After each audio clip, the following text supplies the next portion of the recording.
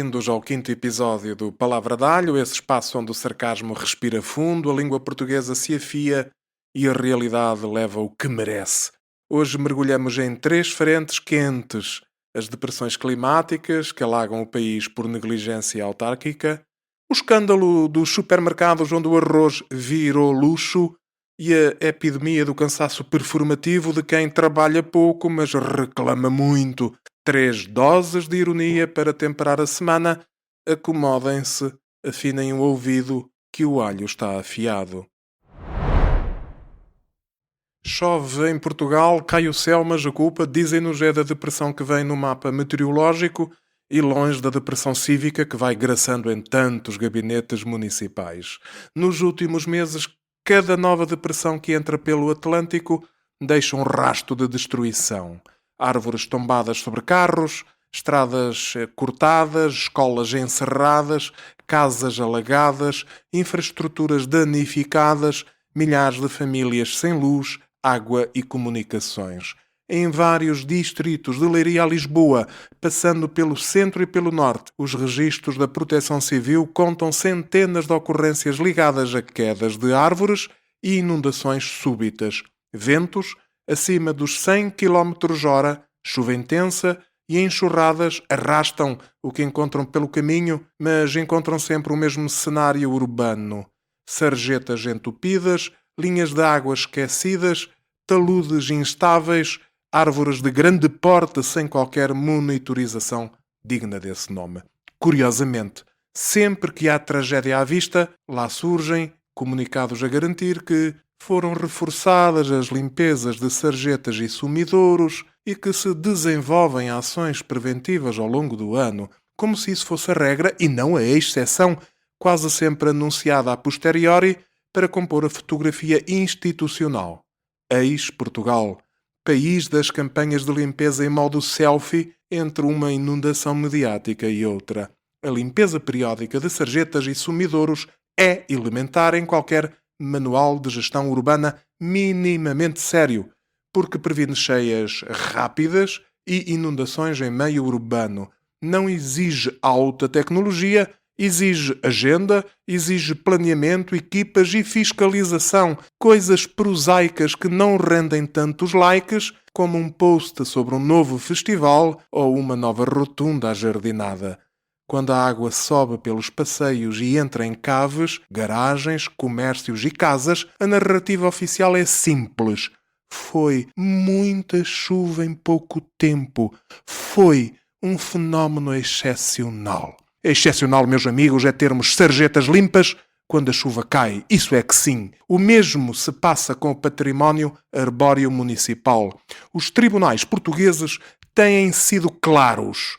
Às autarquias compete vigiar e conservar as árvores sob sua responsabilidade, de modo a que não constituam um perigo real para pessoas e bens. Há já acórdãos em que se reconhece a culpa do município pela queda de árvores sobre veículos e pela falta de fiscalização adequada, sublinhando que não se pode exigir ao cidadão a prova infernal de que tudo o que os serviços municipais não fizeram, ficou mesmo por fazer. Traduzindo, se uma árvore municipal cai sobre um carro ou sobre uma pessoa, a regra não é a desculpa, é a responsabilidade presumida. Eu próprio, ao longo dos anos, comuniquei por escrito e com recurso a fotografias à Câmara Municipal de Albergaria Velha diversos casos de árvores que apresentavam sinais preocupantes. Troncos ocos, inclinações evidentes, raízes expostas, ramos pesados sobre vias e passeios. Nada de extraordinário, apenas o básico de quem olha para o espaço público com olhos de ver e sentido de responsabilidade. Não recebi resposta, nem técnica, nem política. Não houve vistoria agendada, nem planeamento de poda, nem sequer a mais elementar cortesia de acusar a recepção do alerta. Tudo continuou como dantes. As árvores lá ficaram, o risco lá ficou, a autarquia lá continuou, muito tranquila. Só por sorte nada de grave aconteceu porque, o país tem vivido à conta de um milagre estatístico em que a soma de negligências ainda não coincidiu em muitos casos com a pior das fatalidades. Quando a desgraça finalmente acontece, o guião é conhecido. Choque, indignação, 1 minuto de silêncio, promessa de inquéritos internos, conferência de imprensa e, claro, o inevitável ninguém podia prever. Podia sim. Alguns de nós escreveram, alguns de nós avisaram e insistiram. Faltou apenas quem governasse em vez de apenas administrar aparências. Para agravar tudo isto, não estamos a falar de um ano atípico. Estamos a falar de um novo regime climático, com episódios mais frequentes de chuva intensa, de ventos fortes e fenómenos extremos que colocam à prova cidades e infraestruturas frágeis. As alterações climáticas não são uma previsão distante. São a meteorologia diária a negociar connosco, em cima do joelho, a fatura de décadas de planeamento frouxo e urbanismo à peça. Se as autarquias não assumirem a sério planos de adaptação que incluam a gestão rigorosa das águas pluviais, a renaturalização de linhas de água sempre que possível, a estabilização de taludes e a manutenção sistemática do arvoredo urbano, vamos transformar um mapa municipal num mapa de ocorrências permanentes, com a proteção civil a fazer de remendo do que falha muito antes no planeamento.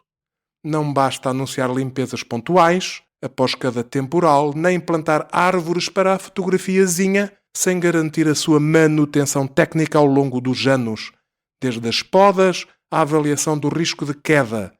Governar em contexto de alterações climáticas exige outra coisa: continuidade, seriedade, transparência e a humildade de ouvir quem, cá embaixo, no terreno, vê os problemas antes de eles abrirem os telejornais. Quando a inação e a negligência autárquica resultam em danos pessoais ou materiais, o caminho não pode ficar pela indignação nas redes sociais.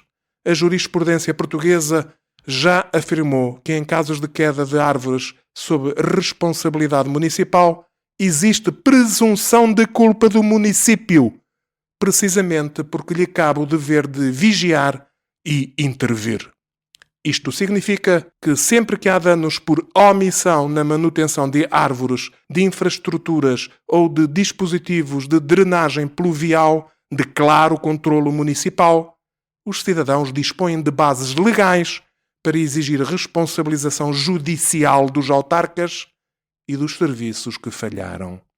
Não se trata de vingança, trata isso sim de colocar um preço jurídico na negligência política, de modo a que saia mais caro deixar cair uma árvore do que mandar avaliá-la a tempo. Mais caro deixar entupir sarjetas do que estabelecer rotinas sérias de limpeza preventiva. É assim que, pouco a pouco, se transforma a cultura da desculpa na cultura da responsabilidade. Até lá, cada nova depressão atmosférica continuará a medir não apenas a velocidade do vento, mas o grau de depressão ética de muitos poderes locais, ansiosos por culpar o clima, desde que ninguém lhes lembre que a chuva cai do céu, mas a negligência nasce sempre em terra. Entramos no supermercado e a sensação é sempre a mesma. Não é uma ida às compras, é uma experiência paranormal. O carrinho sai quase vazio, a carteira sai absolutamente esvaziada. O pacote de arroz, o azeite, o leite, as massas, os enlatados, tudo aquilo que era vulgar, banal, quase invisível, transformou-se em artigo de luxo. Hoje fazer uma sopa para a família já é um pequeno investimento. E as explicações oficiais são sempre as mesmas, com ligeiras variações no refrão. Foi a guerra, foi a energia, foi a seca, foi a logística, foi o transporte, enfim, foi o contexto internacional. Curiosamente, quando esses fatores começam a aliviar, os preços não descem. Têm elasticidade para subir depressa, mas uma lentidão comovente para descer. É como se o mercado tivesse molas, só num sentido. Entretanto, ninguém parece verdadeiramente interessado em pôr mão nisto. As autoridades reguladoras fazem comunicados, o governo diz que está atento, as grandes cadeias distribuem folhetos a prometer descontos incríveis sobre preços que elas próprias inflacionaram e o Estado esfrega as mãos com a coleta do IVA e do IRS de quem lucra com esta escalada. Um verdadeiro milagre económico. Quanto mais pobre fica o consumidor, mais saudável parece ficar o sistema. No meio disto tudo, alguém está a ganhar muito e bem. Grandes distribuidores com lucros robustos, grupos económicos cada vez mais concentrados, intermediários que vivem felizmente nesse nevoeiro de custos e margens, onde ninguém percebe bem quem cobra o quê. O que se percebe é simples. O salário fica, o carrinho encolhe. E enquanto a mercearia básica se transforma num luxo, querem convencer-nos de que o problema é, claro, a nossa falta de literacia económica e nunca a gula de quem descobriu que a inflação é a desculpa perfeita para transformar necessidade em negócio de ouro. Há por aí uma nova epidemia daquelas que não passa nos telejornais. A pandemia do cansaço performativo. Gente fresca, rosadinha, com ar de quem dorme 8 horas, faz cestas ao fim de semana, vai ao brunch e ainda tem tempo para séries na Netflix e ginásio, mas que abre a boca sempre com o mesmo refrão. Estou tão cansada, estou tão cansado, ninguém imagina. Cansados de quê, exatamente? De mandar 2 e-mails? Ir a uma reunião e carregar no enviar do Teams? De terem um dia cheio porque tiveram de abrir 3 fichas em PDF e carregar num link? É um cansaço muito curioso. Não lhes pesa no corpo, só no discurso. O cansaço virou credencial, crachá, cartão de visita. Não trabalham muito, mas cansam-se imenso de falar sobre o quanto trabalham. Depois já há o outro lado. Os tipos que andam a funcionar à base de comprimidos para dormir, comprimidos para não desmaiar, cafés em série e uma agenda que não cabe em lado nenhum. Gente que trabalha até cair, que chega à casa arrastada, que passa noites a preparar coisas, a pensar em problemas, a resolver o que ninguém vê. Gente que no dia seguinte aparece, faz o que tem de ser feito, aguenta, segura o barco. Esses, regra geral, dizem só, vamos andando. É fascinante ver como o mundo aplaude os mártires do cartão. Os que dramatizam cada tarefa. Foi um dia puxado, nem tive tempo para respirar. Isto está impossível. Depois, vamos a ver, e o dia puxado cabia num horário de part-time. A produtividade é baixa, o ruído é altíssimo. Trabalham pouco, mas cansam muito o ambiente à volta. Mas, curiosamente, são vistos como dedicados, empenhados, quase heróis do esforço. Já os que se levantam cedo, voltam tarde, vivem carregados de responsabilidades, carregam a casa às costas, a escola às costas, os miúdos às costas, o trabalho às costas. Esses não têm tempo para espetáculo. Não se vendem como mártires, não se autofotografam em modo sofrimento, não fazem conferências de imprensa sobre o seu esgotamento. Engolem, em seco, tomam a medicação, respiram fundo e seguem, sem medalha, sem palmas, sem post motivacional. No fim, o que se vê é isto. O cansaço verdadeiro é silencioso. O falso cansaço é barulhento, teatral, dramático. O autovitimismo, vamos chamar-lhe assim, é uma forma muito conveniente de esconder a preguiça e a lei do menor esforço, com um verniz de sou tão dedicado que até fico exausto. Não são exausto, são é pouco dados ao trabalho e muito dados à narrativa. Talvez um dia se aprenda a diferença entre estar cansado de fazer e estar cansado de existir. Até lá, os que realmente se sacrificam vão continuar invisíveis, sem condecorações, sem discursos, sem palco.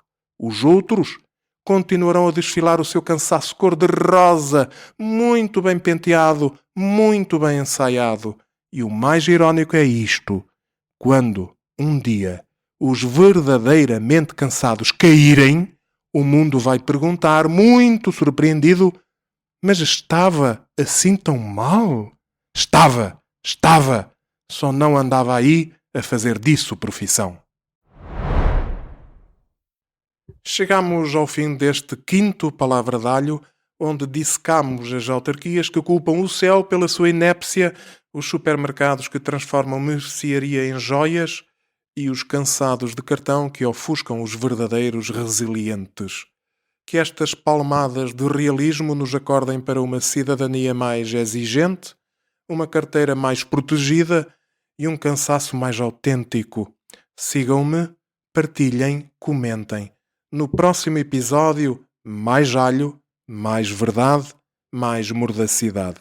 Até lá, fiquem bem, resistam e não se deixem enganar pelas narrativas fáceis. Palavra de alho, porque a ironia salva. E, por favor, nunca por nunca peçam desculpa por existir.